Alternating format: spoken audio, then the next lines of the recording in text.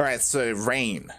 All right, so Rain. Okay. So, we were talking about the old, back in the day, right? Like with Pro League and stuff. And I mean, that kind of comes into play here because we are getting into Stats versus DRG. It's so exciting to see DRG coming back.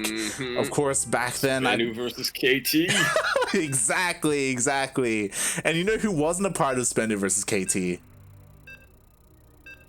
Rain, SKT. because Rain. SKT, exactly. Exactly. Also, I think by this point, Rain was on Mind Sandy. Oh god.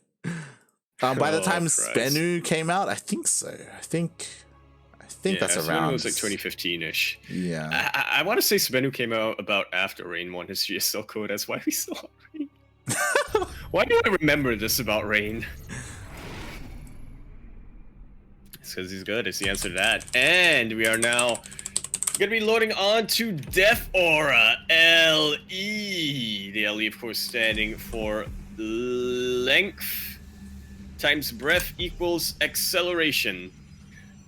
I don't think that's actually correct, but here we are now in the top left-hand corner of the map, spawning all the way in the top left-hand corner of the map, the blue Protoss player. And honestly, it seems like a while since we saw him in an ESL Open Cup, but he did have a very good reason for that, which I guess we can get into later. Gonna be representing the team that blesses the rains down in Africa. Africa Freaks, we have Stats. Oi. And spawning in the bottom right-hand corner of Death Aura LE, we have the Zerg player, the South Korean Zerg player, also representing Africa Freaks, as these are teammates. We have DongRaeGu.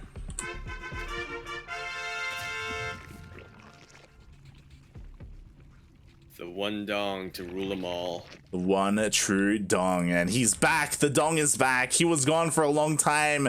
We didn't know what to do without him. Not just him. I feel like all the Dongs were gone have been gone for a while. Oh yeah, DongRaeGu, Jae-Dong, Kim Dong-won, others known as Ryung. Although Ryung is now done with his military service. True. He did recently, a couple of days ago, come back to streaming, which was really cool to see. Of course, Dongwon, right? Hydra is also Hydra, Dong. was it Shin Dong-won, I believe is Hydra? Yep. All the Dongs, and there was a time where they thrived. There were Dongs all over the place, and in recent years, like they've just been gone. They've just been missing, and we've been missing They're an them. endangered species. Yeah. It's a bit of a shame, to be honest. Where be the Dongs? But if I had only one Dong to pick, it would probably be Ryung. But if not Ryung, it would be DongRaeGu. I would have to agree with that. I'd have to agree with that. I think Ryung is my Dong as well. Really, my Dong of choice, if you will. But DRG, he's up there as well. He's Absolutely. Up there. He's the OG. Yeah, he is. He was rivals back in the day with who I would say is my favorite player of all time, MMA. And I guess we were talking about Spenu earlier on. How funny is it that eventually DongRaeGu did play for Spenu, or am I misremembering? No, I don't think he did. I think he was still on MVP. Yeah, I was about to say MVP. Or did he play for Spenu? I was about to say that MVP is what I remember him on. I remember Spenu had like Myunshik. They had. Oh, no wonder they disbanded. Yo, are you gonna start talking about Myunshik? Really? Mate, he was great. He was great back in the day. My god. My god. But yeah, that is a bygone era, and now in 2020 we're seeing a little bit of a re-glimpse here. Obviously, these two players are on Africa Freaks, as we mentioned earlier, but they are playing differently than they were in 2015. Yeah, they are, and here we go. So Stargate coming out. We do see Stats going for that Stargate opening. I'm really curious to see what kind of opening this will be. Stats, he's been kind of known for going for his triple Oracle opening. We'll see if he does the same here. As one is done, a second is on the way. We could see a third, or we could just see two and then transition to some other kind of tech. I have two fingers held up right now, Light. I have two fingers held up. Will I have a third? We'll find out. Oh, we'll find out. Oracle is about to finish up building. I said about to finish up building. Oh, Chrono Boost wore off. About to finish. I don't see a third. There's no third. It is Okay. only going to be 2 oracles for the time being for Stats. Meanwhile, DRG, he is well aware who he's up against. They are teammates after all, so yeah, getting some queens in position, grabbing a couple of spores. And this Yeah. is already a very badly bruised oracle, I gotta say, like. Exactly. Like DRG, he did scout the Stargate opening earlier, so he was aware of it. That's why spores were thrown down. He has a decent amount of queens as well. He has 1 for each base, and he has 2 more to come and reinforce. But a lot of queens. ooh, despite that though, you know, Stats, he does dive in. He does get a couple of gas drones for his troubles. He does also scout the lair as well. So far so good. As long as he keeps these oracles alive, they can continue to get value. Yeah, they absolutely can, and you know, even if it's not drone damage, a couple of stasis wards to slow down a aggressive push that Desert likes to do nowadays, or maybe a couple of revelations here and there. Especially if, I'm not sure how likely that is if DRG decides to go for lurkers. The oracles are going to be invaluable there. Yeah, we'll see if that does happen. I do know that the Korean meta is a little bit behind in terms of what Europe is used to, going for that Ling Hydra Lurker Viper. Sorry, that Hydra Lurker Viper style in ZVP. So we'll see if DRG decides to go for that style. We do see him going for roaches first, and like this is a good like mid game composition that he's going to be going for. And yeah, we'll see where he goes from here. Again, like he's just macroing up, getting his 4th base. You know, he's only lost a handful of workers so far, so his defense has been pretty solid. And behind this, we see +1 attack, and we see Blink Stalkers for Stats. Yeah, Stats, he is not a big fan, or at least lately, he is not a big fan of playing late game PvZ, and it's pretty understandable why. So yeah, he's just looking to go for a timing attack such as this to, at the very least, kill a base or 2. But yeah, he's gonna have to be careful. That's a quick infestation pick coming up from DRG. I was about to say, I think we've seen this before from DRG in these tournaments. Like it's more of like an older style of play, but I think we've seen DRG specifically in these weeklies go for Swarm Host in this matchup. Yeah, that's, as you mentioned, it very slow. There we go, Hydro stand. I was gonna say, for the longest time, the Spire was the tech of choice when the Zerg player went for a roach, went for roaches in the mid game and eventually transitioned to something into the late game. But very recently, we're seeing a rise in Hydro Lurker. That's a lot of damage. The Ravager's almost completely wiped off. What is DRG gonna do about these force fields now? He doesn't, mate. He doesn't have anything. Even if they weren't force fields, like right now, he has a couple of queens, a couple of roaches, a couple more roaches in production, but that's it.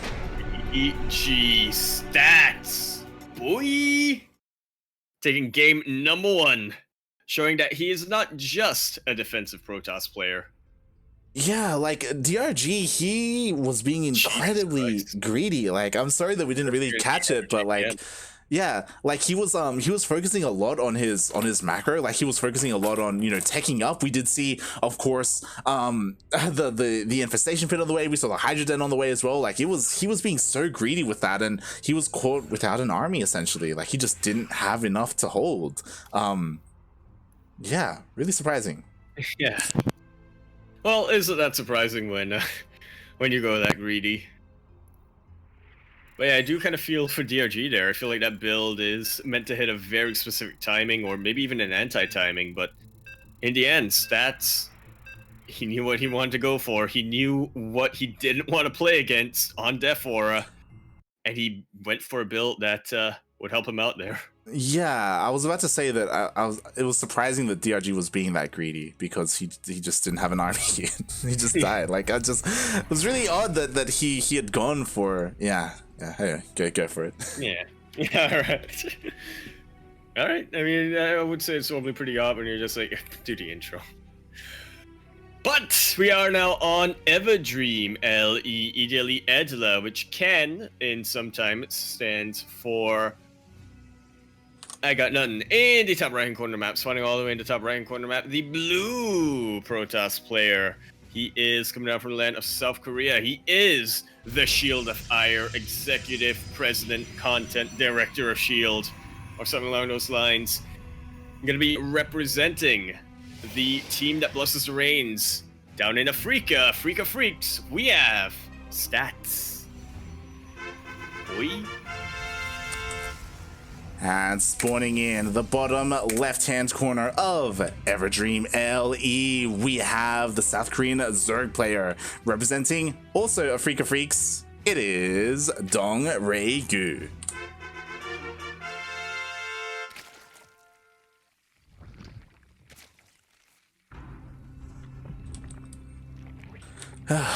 And yeah, we'll see how this goes. Again, as you mentioned, this is a best of 5, so you can't afford to lose like a game here or there before like you start tightening up and you know, really trying to take it to your opponent. So DRG, he's down 1 game, but again, it's a best of 5. He had a little bit of room to get into the swing of things. And honestly, I'm really curious to see, we're talking about like the teams a little bit, and nowadays I know that there aren't any team houses anymore. I don't know if like, even though they're teammates, like do they practice together? Like are they like familiar with each other? Or are they just on the same team, you know? Yeah, the funny thing is, I'm not sure how much they practice against each other, because they do list other players as practice partners every now and then, but they do seem pretty close to one another. I'll give them that. They've shown up in the same videos every now and then, you know. Particularly, I'm thinking of DRG and TY. I remember that group stage. TY was like, I don't want DRG in my group, because then there's a risk of a team kill there and DRG not advancing. Little did we know he would advance. Yeah, that is a bit of a difference that we've seen like over the years after obviously the Kespa teams disbanded. We've seen a lot of players like TY and Stats talk about how like nowadays, like, you know, they pick and choose their practice partners. Like they have like these friend groups that they've practiced with instead, and it isn't as like regimented, and like there's pros and cons to it, right? Like obviously it means that you practice less, but at the same time you can. Yeah. That's well. Okay, it's fine. It's fine. It's fine. It's fine. It's okay. It's fine. Okay. I saw Link. I saw okay. Hole. I understand. No. I understand. He didn't go for it. He didn't have vision of that area, so he didn't know there was a hole. And speaking a little bit about what Stats is doing, like he's not going for that Stargate opener this game. Yeah, instead going for Glaive to Depths, which I will still stand by this. I feel like Glaive to Depths was Stats' build before it became Zest's build, but yeah, Zest was the one who showed how to refine it and how, I guess, the more average player could pull it off. Yeah, we'll see what Stats can do if he's able to, you know, pull a bit of a Zest and you go for that refined build. Yep.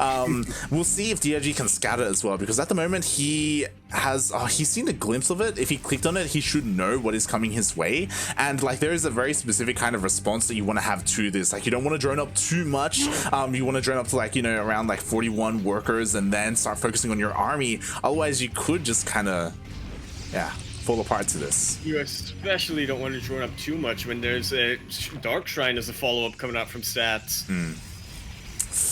Oh boy, yeah, Stats being pretty cheeky with this. So he's not committing as hard to the Adepts, but that's because he's gonna have like a DT follow-up as well. And this is why, like, when you scout Adepts, like you need to throw down a spore at each base regardless, because it's so easy to slip like DTs into this opener, into this build. Oh, absolutely. I feel like it's common enough nowadays that if a Zerg player doesn't do it and they lose to it, they're just thinking like, oh, all right. Yeah, and he does have a spore like outside his natural, but there is no spore in his main base. So he's DRG, he's cutting corners, he's being a little bit greedy, relying on one form of detection in that one spore. Oh god, he commits. Is this gonna finish? The shade actually finishes there, which I was not expecting, and this Warp Prism is a very vulnerable position. A lot of Adepts have gone down. In fact, did that warp cancel, or did it finish? And the queens are so out of position. They have to run all the way around to be able to get into that, or to be able to fire upon that warp prism. So far, a queen went down, some decent damage, more warp ins, and these are the DTs. These DTs are gonna turn the tide, though. Yeah, the spore, it has to go all the way back up, and we'll see if it finishes or if it gets focused down. If it doesn't borrow in time, there is a lot of opportunity for Stats to try to take it out, but the spore does finish up. There is going to be detection here.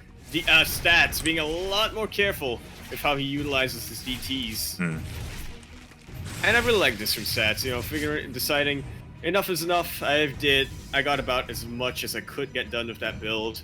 I'm just going to recall and focus on macro. Focus on stage 2.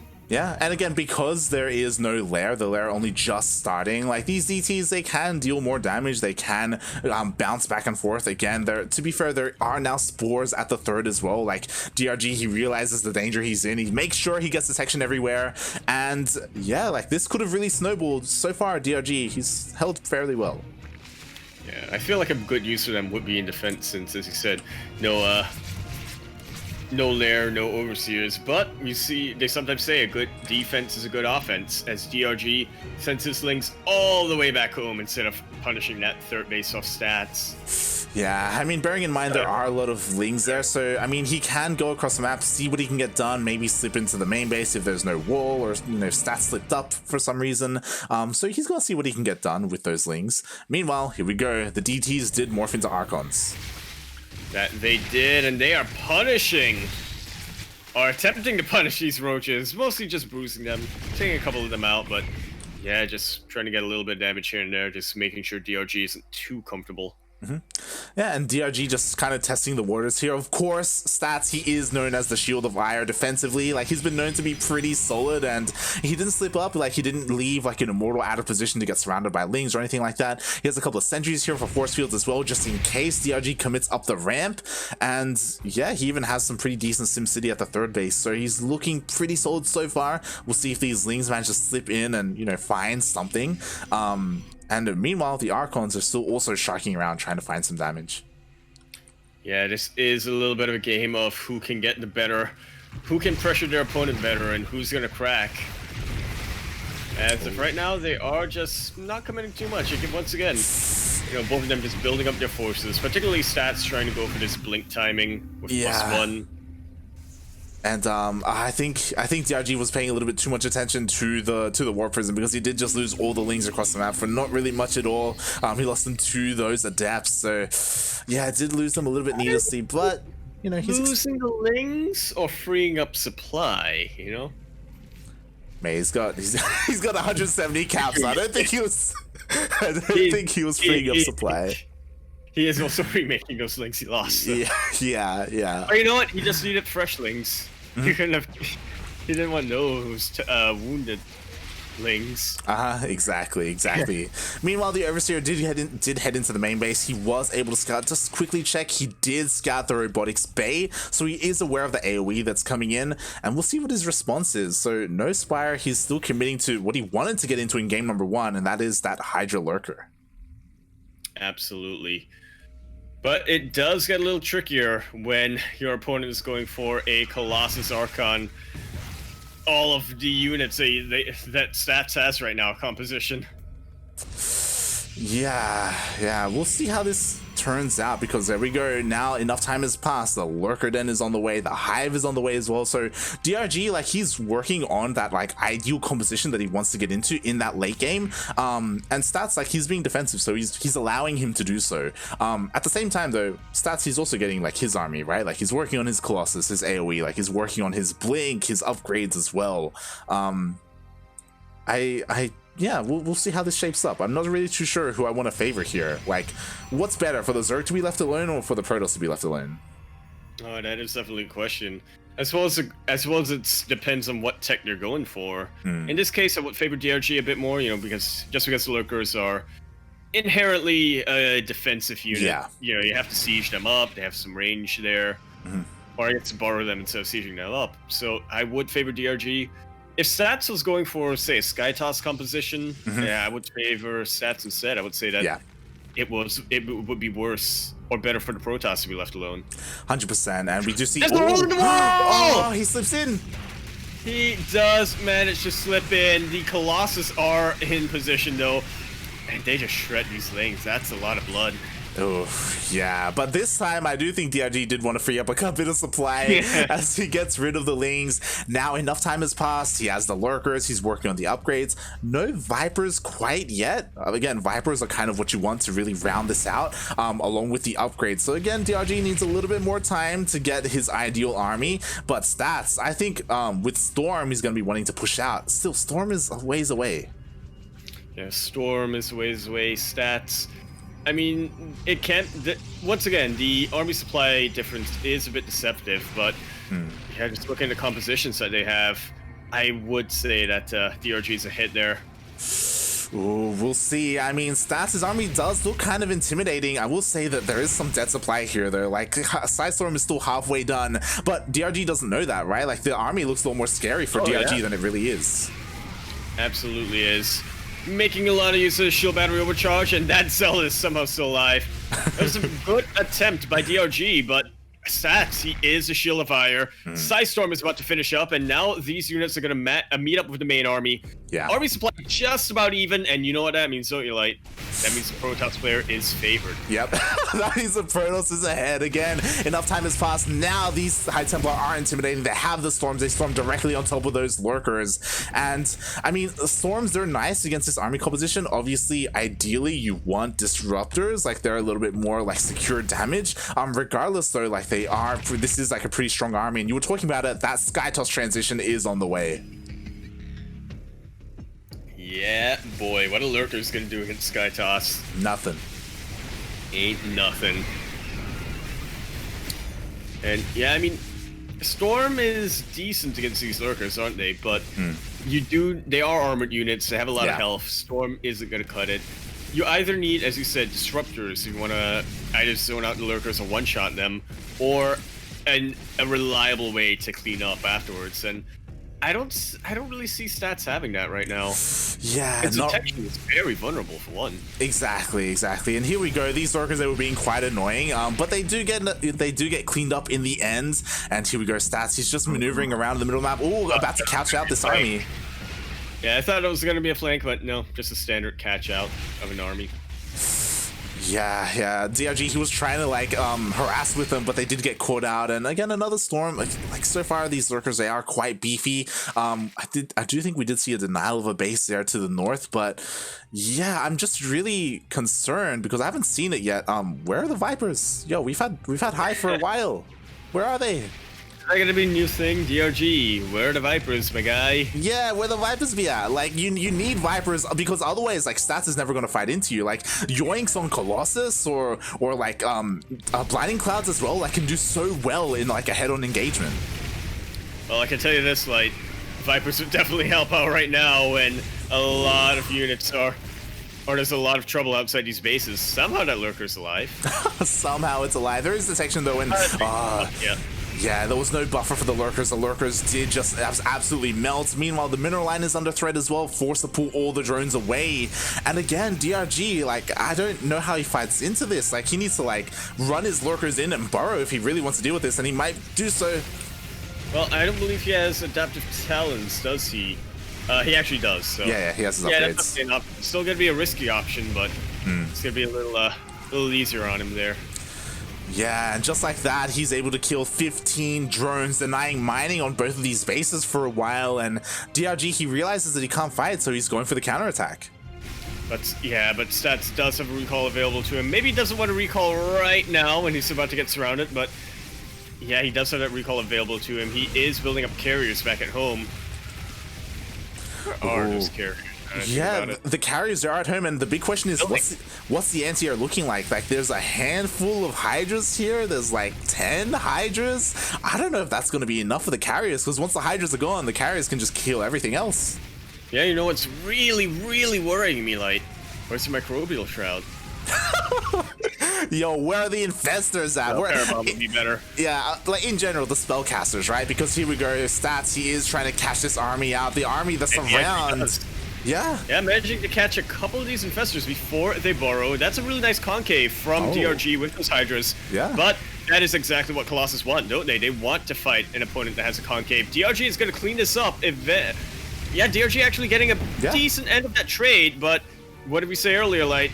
Stats, what does he want to do? He wants to clear out his supply, because he is going for Skytoss. Exactly. Even though DRG, he traded incredibly well. Like, it was like Stats was surrounding the army, and then Stats got surrounded himself. But at the end of the day, once the Hydras are gone, nothing else shoots up. And Hydras, they're not ideal against carriers. They can work, but eventually you want Corruptors, you want Vipers as well to yoink the carriers to be able to deal with them one at a time.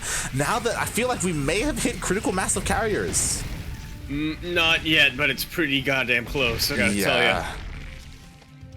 Well, It is critical mass relative to what DRG has got, doesn't he? Or is capable of building right now. As I mean, both players are in a very low economic position. DRG actually a little bit ahead, but yeah, I kind of feel like when the carriers are out, as a Zerg player, you do want to have a much better economy. You want to have a bank for starters, just so you can spam Hydras and spellcasters. Yeah, and even though both players are hurting, like both supplies are pretty low, like less than 150 supply. At the end of the day, Stats has a better army. Like that's kind of what it comes down to. Without a doubt, yeah. Yeah.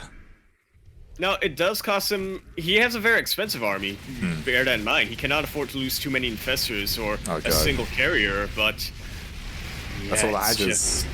That's all the Hydras. GG's called. Stats, now on match point. Hoo boy, showing us a little bit of the good old stats that I think you and I in particular are used to. Yeah, that was actually really well played by Stats. Again, there were moments of brilliance by DRG, like again catching out that ground army, like killing all the High Templar, all the Colossus. Like that was actually really well done. It just came down to that transition. Like at the end of the day, Stats, he didn't really care about the ground army. He's like, mate, I've got carriers on the way, you know? And again, really, it was really surprising to me to see DRG's like tech, because he went up to Hive fairly quickly, same with like Lurkers, and like all this makes sense, but like again, like you need them spellcasters, right? Like whatever you decide to go for, like they really do so much for your army, because at no point I feel like DRG had an opportunity to like fight head on, you know? Like yeah, and he definitely didn't. I would bring up another aspect. I think this doesn't really apply to the fact that he didn't get Vipers or Infestors or what have you, but I think another aspect is that Stats also did a pretty good job of forcing DRG to continue building the army that he had, that Stats was trying to counter, right? He was picking off a couple of units here and there, so DRG was thinking, all right, I need to remake those. He pushed, whenever he pushed, he always prioritized, you know, trying to prevent the mining, so DRG was even lower in terms of his income, so he had to actually think. He couldn't just throw down tech that Zerg typically wants to do in the late game. So yeah, I mean, well played by both players, but now we're in an ace match. Only one player can win, and we're gonna see who's gonna do it. Or not an ace match, sorry, match point. Only one player can win. In the top right-hand corner map, starting all the way in the top right-hand corner of Eternal Empire, Ile. We have the blue Protoss player coming out from the land of South Korea. He only needs one more map light. He just needs to take this, and he's in the finals. Can he do it? I think so. He is going to be representing a Freak of Freaks. Are you free?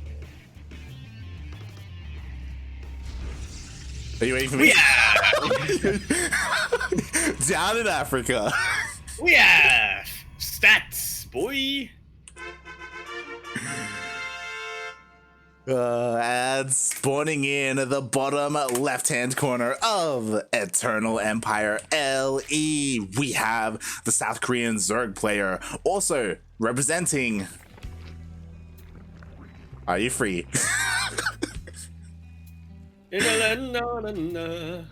A Freak of Freaks, it is DongRaeGu.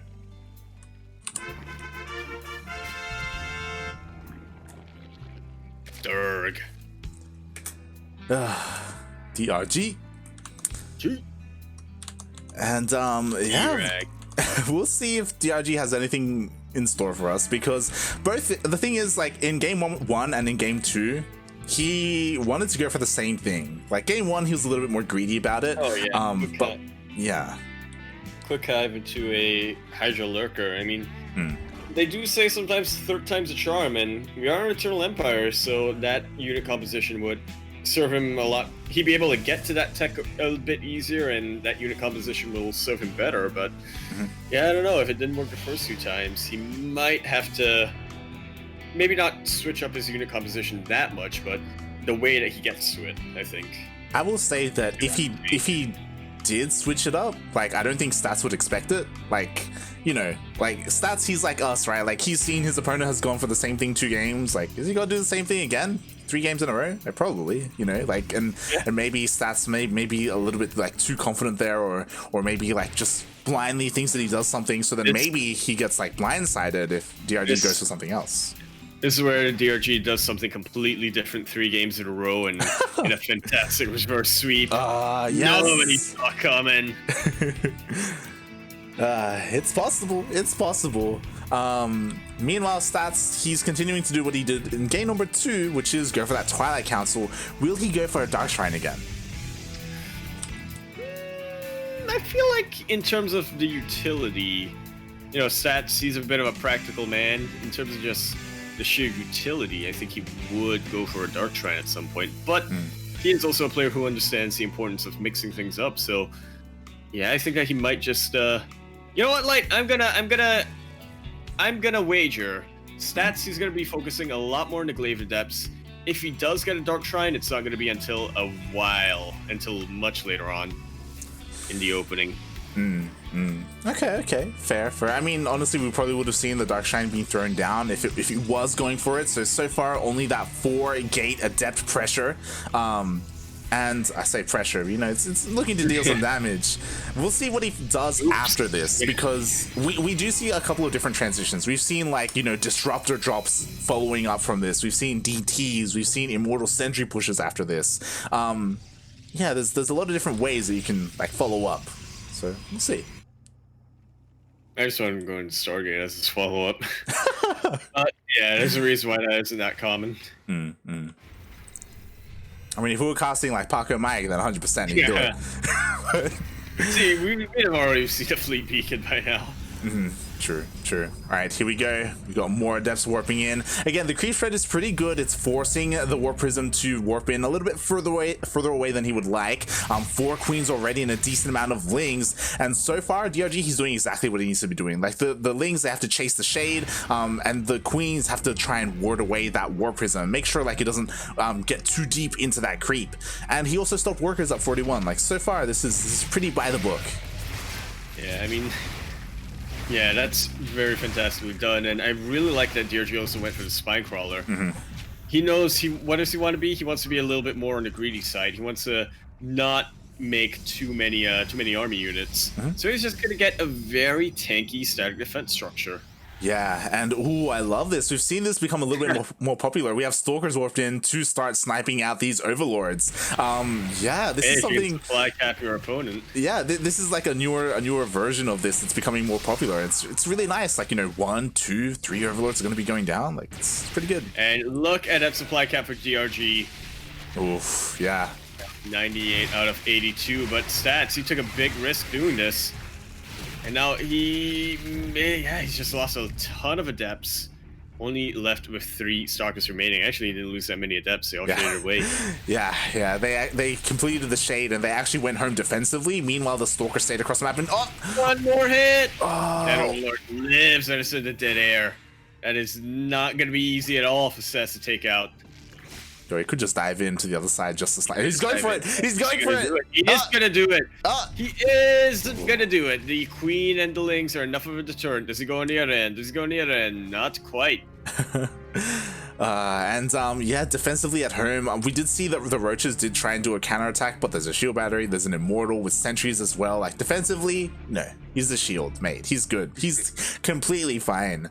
And yeah, here we go. We have that Immortal follow-up. We have +1 on the way. We'll see if we have Blink being researched, as typically, you know, in the previous game, we did see Blink Stalkers to help support. He could do something similar again, or do something a little bit crazier and go into, like, I don't know, charge lots or something, but we'll see.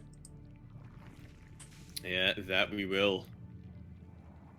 And yeah, I do feel like if Stats decides to go for that Charge of Archon, it is going to be a lot later in the series. He, you know, he's going for that +1 blink timing that I'm not sure if you can really call it a Soul Train, but it is the timing attack that Protoss wants to do, isn't it? Even if you don't kill your opponent, you want to get a little bit of damage done there. Yeah, Stats is fully aware of DRG's defenses, though.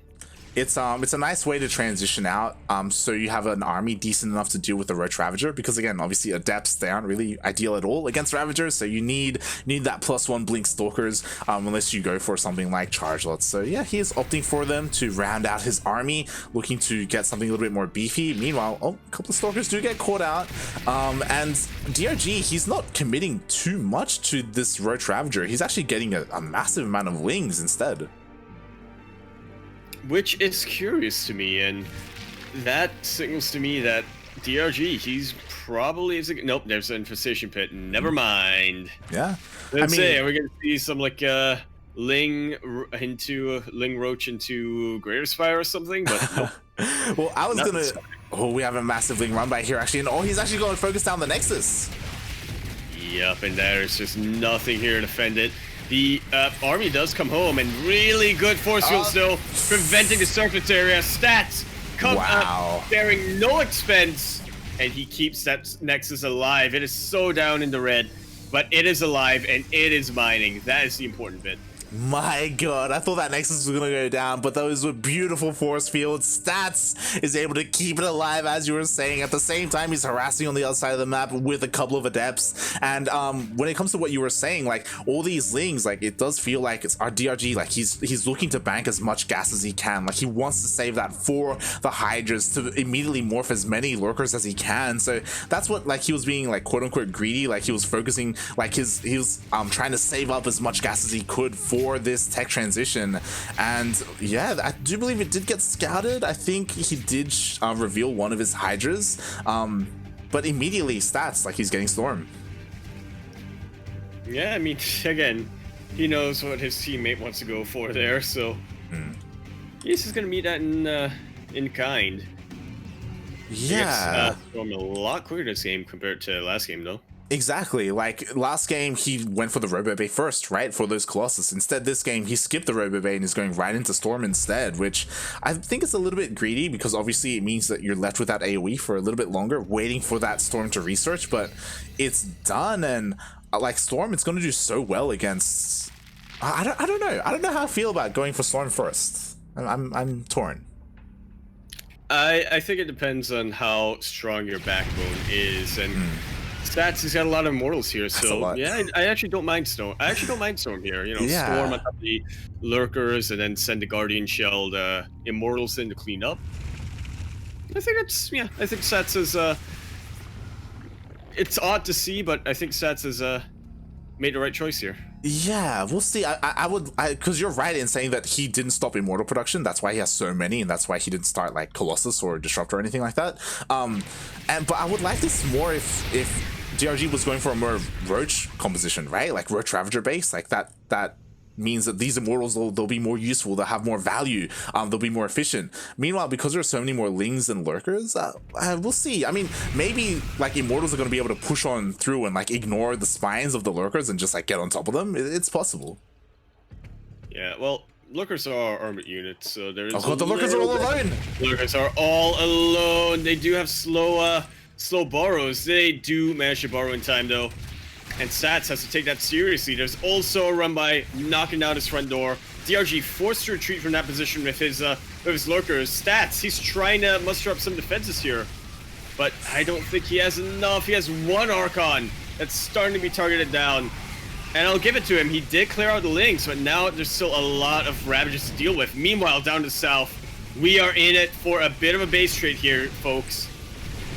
As Stats actually forced to recall a good amount of his army there. Yeah, I was about to say that Stats, like he was looking to deal as much damage as he could before he recalled. There we go. He recalls the majority of his immortals. His High Templars all storms, and they take out just about anything. Those Templars almost died, but they didn't. Exactly.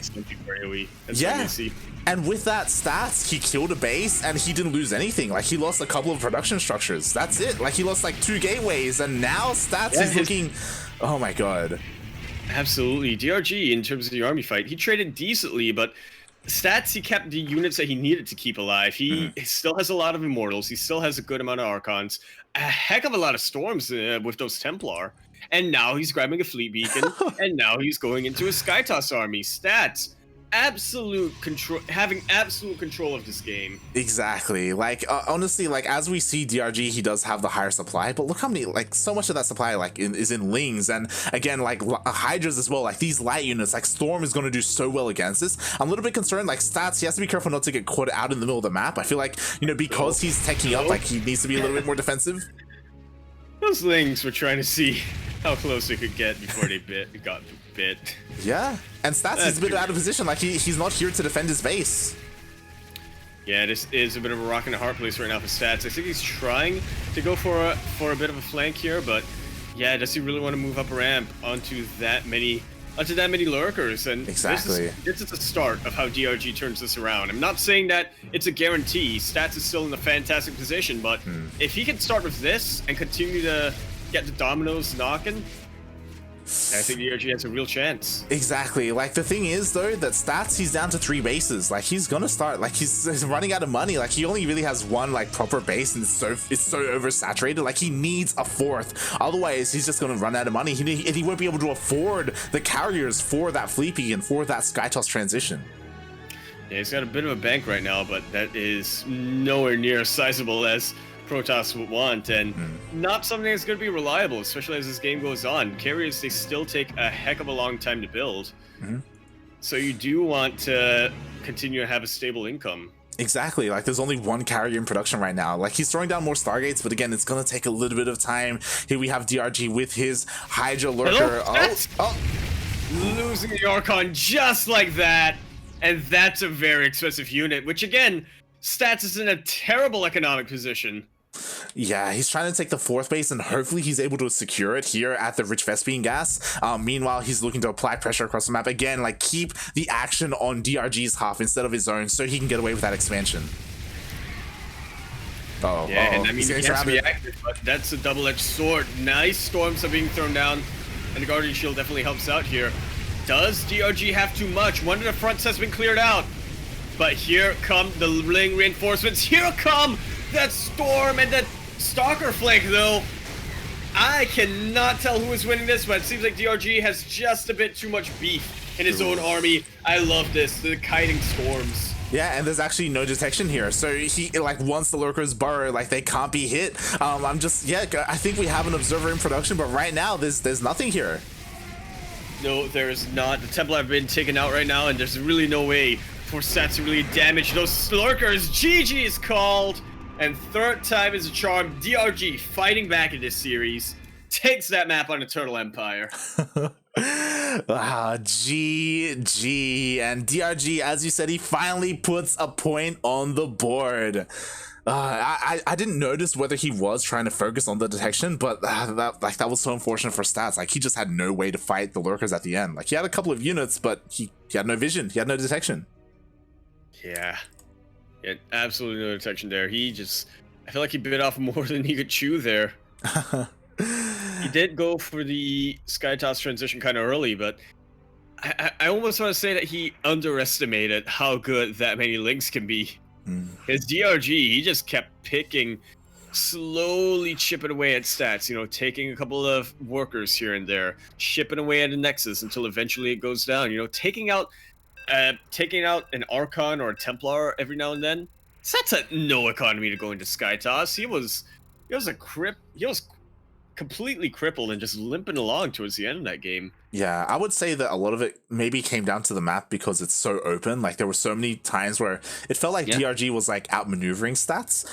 Like, obviously, you know, he was able to get up the ramp into the 4th base and Stats just wasn't in position at all to defend it, for example. Or, like, there was that big run by, or towards the end, like, Stats got completely surrounded. Yeah, DRG really playing that out well. Absolutely, and it's so important that he did, otherwise he'd have been eliminated. But he is not, and we are now going on for the first time tonight, Ice and Chrome LE. Where's the Chrome, some might say? There may or may not be Chrome. Maybe it's all just part of an elaborate marketing scheme by Dare Ice Coffee. Who knows? Who can even tell? In the bottom left-hand corner map, spawning all the way in the bottom left-hand corner map, we have the blue Protoss player coming down from South Korea. He is the Shield of Ire himself, and this is a question for everyone in the chat, but I'll let you answer it on their behalf. Light, are you free? Freaka TV. Representing a Freak of Freaks, we have Stats.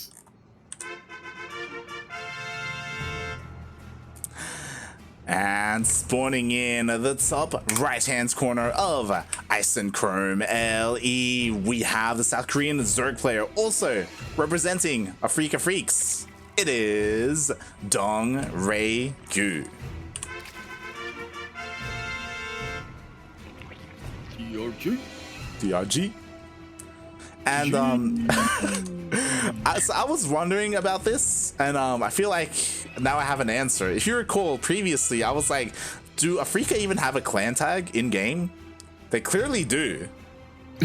DRG, what are you doing? You're getting. I'm calling you out right now, mate. Join the in-game clan. But it's in my name. God damn it. Dong, got it. Oh my god. So I guess maybe for some context, there's a lot of teams like Jinner Green Wings who straight up just don't have an in-game clan. There are a lot of Chinese teams like that as well, but there are a couple that do, and sometimes you got some players that just don't join them in-game. Like, mate. Even on their main account, like DRG, because sometimes you have the case where, like, SOS does this where he has a barcode, but in his clan tag he'll put his actual his ID in, so it's easier to communicate.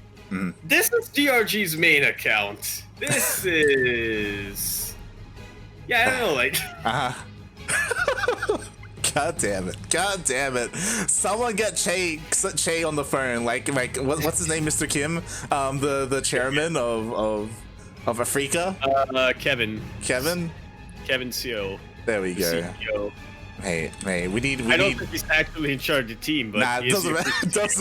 Doesn't matter. We gotta get him involved. We gotta part get of the Afrika brand. We gotta get DRG on that in-game clan. God damn. He's gonna have to personally go to DRG's house and be like, "Yo, let me walk you through this. Turn your computer on. Load up the game." Oh god. Right. Well, speaking of being a little personal, Stats switching it up a lot this time. Yeah, we did see that he is going for that Stargate opening, and this has become a lot more popular in the recent weeks. I say recent weeks, recent week, now that the patch is live. Instead of going for that Phoenix first, you go for the Void Ray. Yeah, they are quite a bit quicker, so they can chase the fleeing Overlords, and, you know, since Overlords do have an armor tag, Void Rays kill them much quicker. Yeah, and now that first Overlord is gone, I was curious to see what tech is going to be thrown down, because you can do a lot as a Protoss player. You can throw down a second Stargate, you can throw down a Robo. Instead, we do have this Stargate going into a Twilight Council. Okay, so yeah, not going to be too dedicated to Stargate, at least for the time being. I have to imagine that Stats is going to get at least a couple of Oracles out, and then focus on more of a ground guard +1 melee already being researched by DRG. Both players really changing things up this time. DRG looking to be pretty aggressive. Like, once that +1 melee finishes up, like, I imagine he's going to be going for a big Ling Flood, maybe even Ling Bane. We'll see. Meanwhile, the Void Ray is here looking to deal some damage, but there are plenty of queens. Oh. This is actually a pretty good combination, though, like the Oracle with the Void Ray. You know, Void Ray targets down Spore Crawls and whatnot pretty easily. They can even tank a couple of Queen shots. Meanwhile, the Oracle, I'm just going to go for the drones. Yeah. It's really nicely done. I gotta say, a bit of an expensive composition, and maybe not necessarily the most efficient, but, you know, it has I feel like it has its advantages here. Yep. And then we go. Actually, somehow the Lings made it into the base, and they're going to be able to scout everything. All right. Oh god, yes. That's Drop Lord there. That wasn't a Drop Lord. It's way too early for Drop Lords. Yeah, he didn't have a unit in on hold position in the wall. So Stats slipping up a little bit. The Lings they got in, they were able to see everything, and they were able to spot the Twilight Council as well. And something important that was happening is that the Baneling Nest is about to finish up. Like, he is going for that Ling Bane style with that +1 melee, and he's actually completely avoiding the Adepts. He's like, he wants the kill, man. He's looking for blood. Yeah, he does. It was so important for DRG to have scouted the Start base earlier on, because he needs to know that, hey, this is a fresh target I can try to take out. The Oracle is starting to deter DRG a little, though, and yeah, he's aware that was a canceled shade in around his base. He knows it's that. He's going to be taking this more seriously.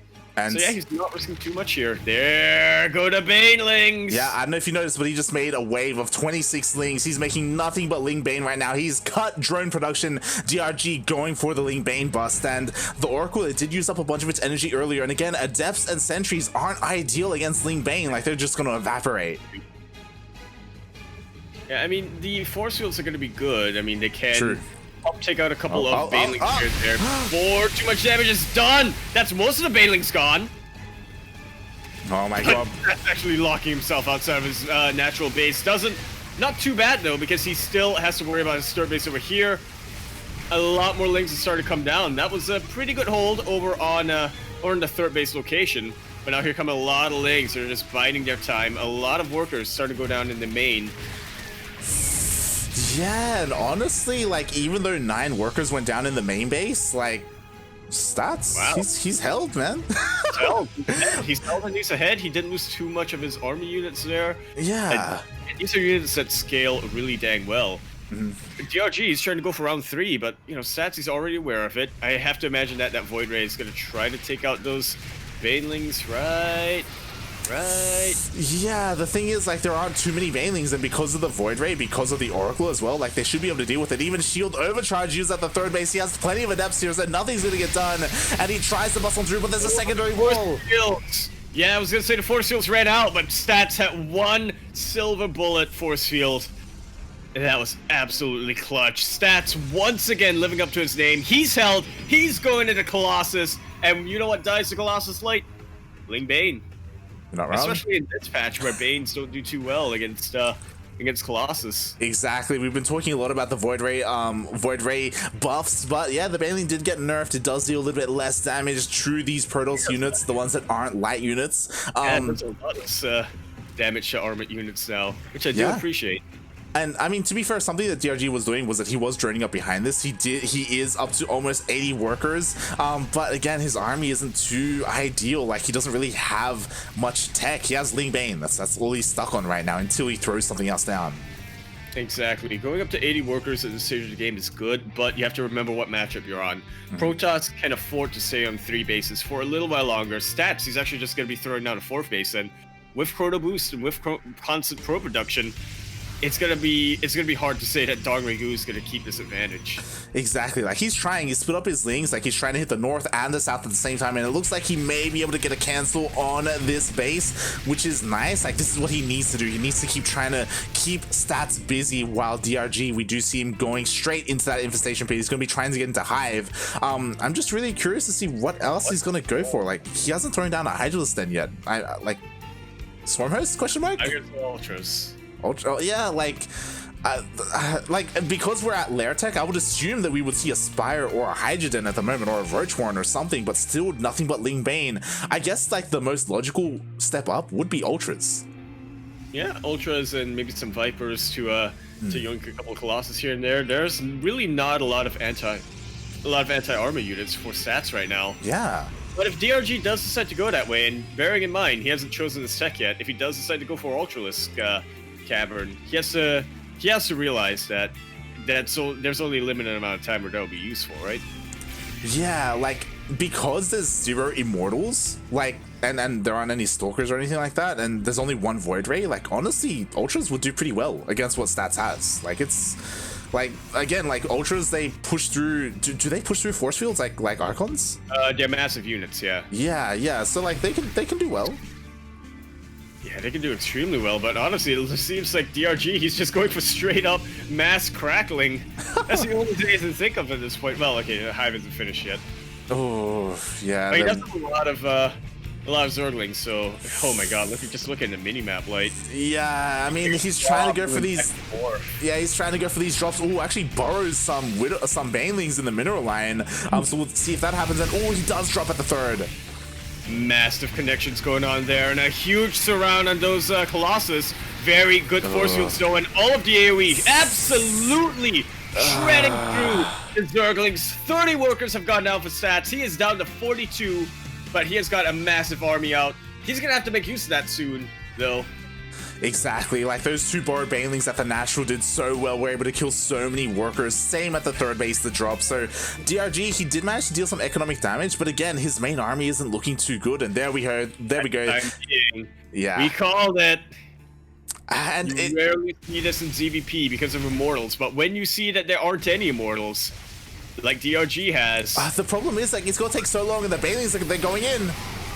They're starting to go in, but those are some fantastic connections, and Banelings, they have been nerfed versus armored units, but they can still do a lot. This is fantastic juggling coming out from Stats. But with only 1 Colossus per War Prism, That was a beautiful hold coming out for DRG, just surrounding him from every side. Yeah, he Now didn't. it's not looking good at all for Stats. Exactly, he didn't even need the ultras. Like Stats' economy is in shambles right now. Only 50 workers. The banelings crash into the zealots as well, and there's only one Colossus and 2 Archons here. GG is called. We have ourselves an ace match. What a fantastic game to keep DRG in, to make him fight back. I would say it would have been more fantastic if we actually saw the ultras come into play. It would, but, yeah. Oh god, but that was really well done. Like honestly, if it wasn't for those baneling drops, then Stats wouldn't have felt pressure to push across the map. Like that forced him to go. He was like, oh my god, I have to deal some damage, otherwise I'm just gonna be behind. And yeah, he just didn't have enough sentries, it looked like. Like force fields do so well against Ling Bane because there's nothing to stop the force fields, but he just didn't have enough sentries. Yeah. Well, you can look at it that way, or you can also look at it from the perspective of DRG. He had just way too many banelings. Yeah, it was it was really ideal for DRG, and we saw like he didn't even need the ultras in the end. It was something that would have really, like, you know, it would have been the icing on the cake for DRG, but yeah, just Ling Bane, that's all you need. That's all you need. So yeah, we're gonna be loading onto our ace match right now, Light, and this is pretty exciting. You know, we're getting a full series here on our first semifinals. Looking across the bracket, you got Soul and Cure, 2 players who I would rate to be very evenly matched. And both of them, I would say they got a decent chance against either Stats or DRG. So I feel like we're in it for a bit of a longer one tonight, Light. Oh yeah, it's definitely possible. Like in recent weeks, I think especially because of GSL and because of the DongRaeGu Cups and the Chinese Team League as well, like we haven't been having as many Korean signups as we would have liked. But you know, now that we were on a little bit of a break from that, then yeah, you know, we've got Stats here, we've got DRG, Solar and Cure. Gonna be pretty sick. Pretty sick. And let's get into it, shall we? The game will load. Yeah, we did have a little bit of a break, you know, waiting for the players, but we're ready to get into that ace match. Yeah, and it will be PvZ Gold. And speaking of which, spawning in the top left-hand corner map, spawning all the way in the top left-hand corner of PvZ Gold. LE holding up the Golden Wall. LE protecting the Eternal Empire. LE, of which the LE submarines are hidden. That's one map we haven't seen tonight yet. We'll figure it out. They have the player who blesses the rains down in Africa. He is the Shield of Iron himself, gonna be representing Africa Freaks. It is Stats. And spawning in at the top right-hand corner of PvZ Gold LE, we have the other player representing Africa Freaks, the Zerg player, the yellow Zerg. He is DongRaeGu.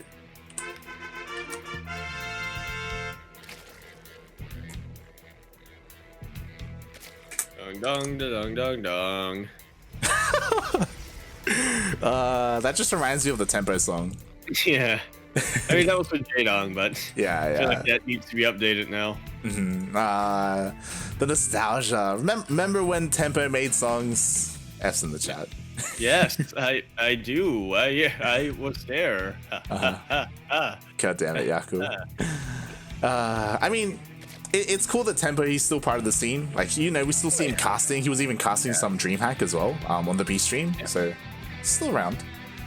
I actually really like his own, what's it called? I don't remember what they're called, but I don't remember if it's a tournament or I think it was actually a challenge that he every now and then on his stream he'll pull up a challenge for his viewers and he'll send them some replays to cast. It's pretty nice to see. Yeah. I also know, obviously, like, it's really difficult to, like, you know, be that creative and make songs like on a consistent basis. It can be really difficult to do. So yeah, it's really cool that I know he has a bunch of unfinished. He actually has a bunch of unfinished songs on his SoundCloud. Yeah, that actually don't have like YouTube videos.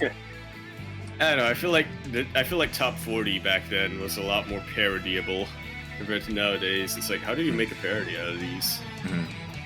Yeah, I think like, so mad you rage. That's like, you know. I think my favorite one of his unreleased that is relatively new. I think he made it like in 2017 or something like that. Is he did a parody of what is it, Timber? I think Timbers from Pitbull and Kesha. Yeah. Except I think he replaced Timber with Imba, and it was it's actually really good, but it's like half the song. Like it's not the full song. Yeah. Rip.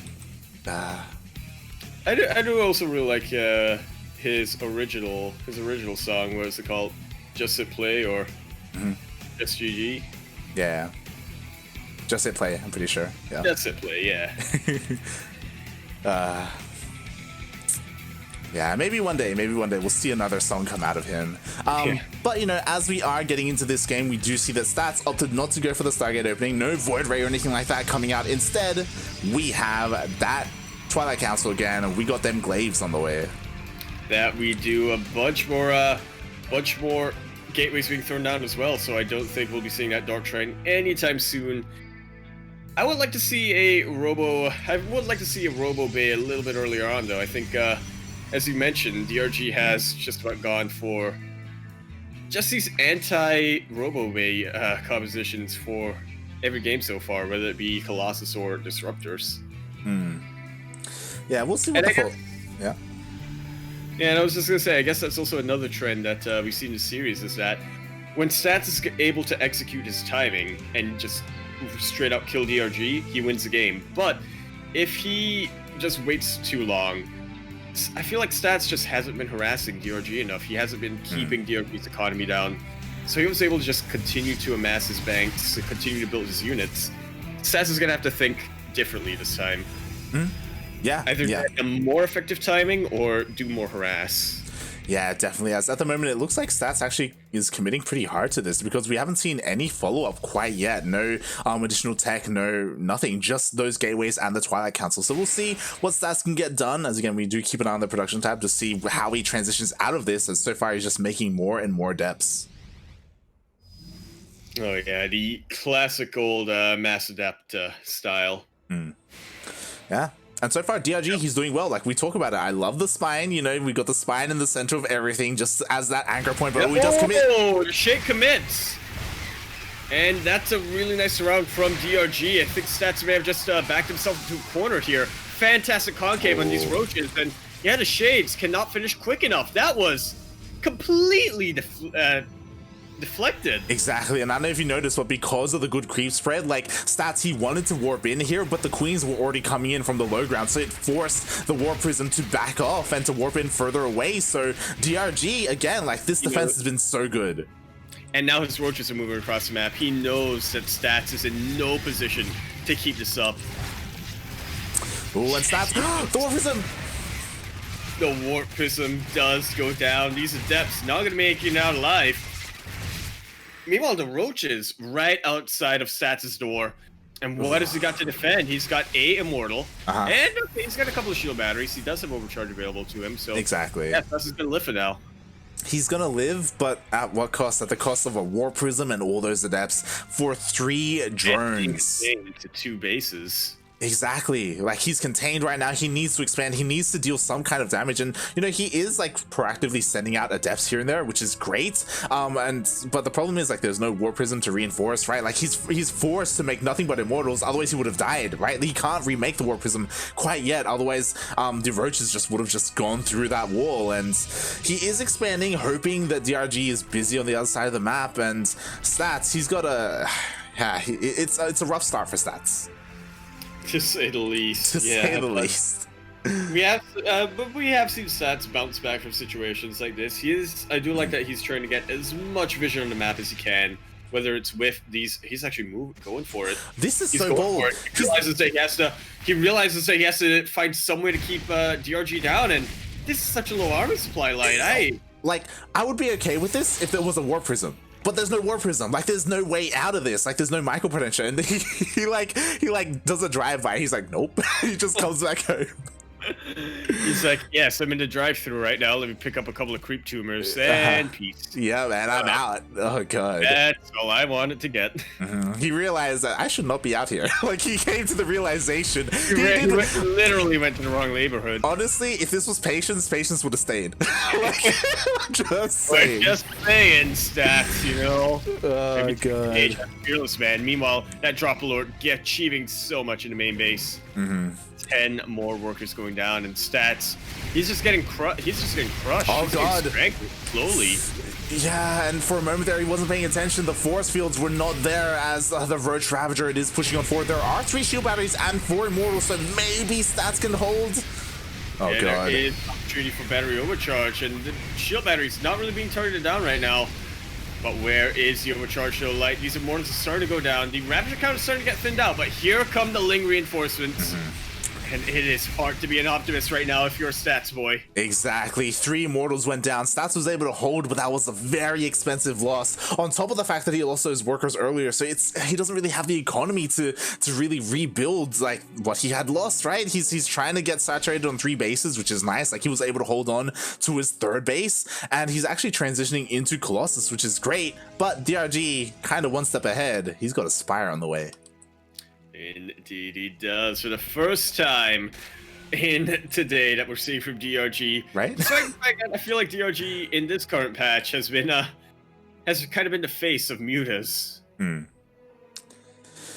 Yeah. I mean, we haven't seen it all day, but here we go in the Ace match. He's whipping out his Spire, and again, like, what is there here for Stats? Like, he does have Blink on his Stalkers, so Blink Stalkers with +1, they can do okay against mutas, but again, like, it's gonna be so difficult to have defenses in all of his bases. It absolutely is, and especially on a map like Golden Wall, where you can take advantage of the fact that it's a lot more wide open and the bases are a lot more exposed. The Colossus gets around it. And once that's taken out, that was Stats' first line of defense. Yeah. His second line of defense is already going down. And now we're down to the last line of defense here, and I don't see Stats holding this. Exactly, just like the previous game, we didn't get to see the Ultras come into play. I don't think we're going to see the Mutas come into play as the Ling Ravager. They're busting on through. All the high-tech units get taken out. It's only Stalkers for defense. Like, everything at the 3rd base goes down.